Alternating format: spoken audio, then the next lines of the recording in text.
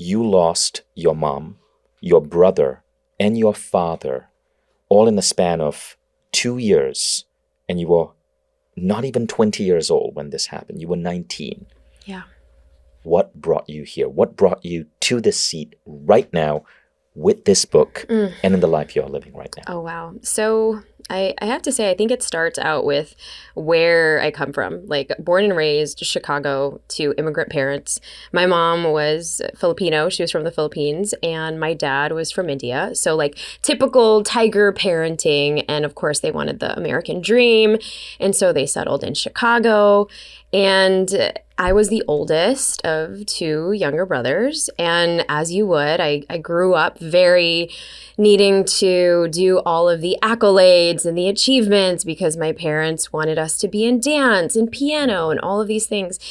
At 10 years old, I became a caretaker to my mom, and she fell sick and she had breast cancer.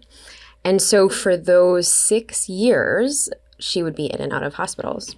And so our life would completely change when my mom would transition. So she passed when I was 16.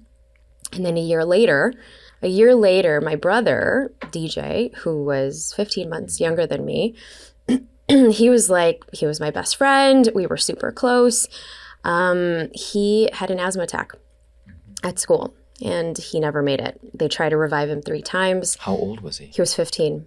And so that definitely shocked us. I mean, this was not even a year after my mom died. So lots of trauma, lots of big emotions. And there is my Punjabi dad again, my Punjabi father, who didn't have the wherewithal. He just completely, it took him out. I mean, he lost his son and he lost his wife within a year. And so 2 years after my brother dies, my dad gets this diagnosis. Stage 4 lung cancer.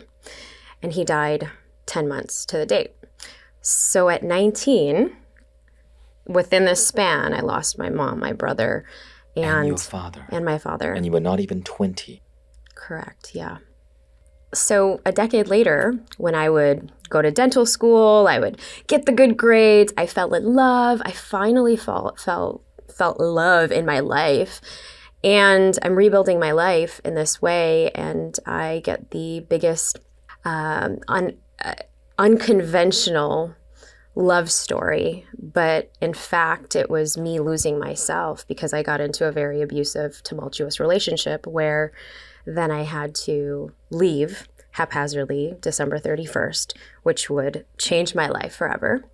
And shortly after that... How long were you married before you had to leave your abusive husband? We were married for about 15 months. I see. We were married for 15 months, but it was that day, December 31st, that would fully shift my life because that's when I had to realize that I was living my life for other people, that I had not really integrated. I had not worked through a lot of the grief. I had not accepted my reality for so many years, for a whole decade. But from the outside, I had $1 million practice. For the outside, I was changing smiles. To have the contrast going and starting from some of those deeper, darker days of not knowing, well, what's going to happen. So all this to say, this is what led me to create what I call the bounce factor, 4 steps to build unshakable resilience. In my book, That Sucked, Now What? I know so few people who have gone through what you've gone through. So knowing what I know about you right now, you've definitely bounced back in a dramatic way.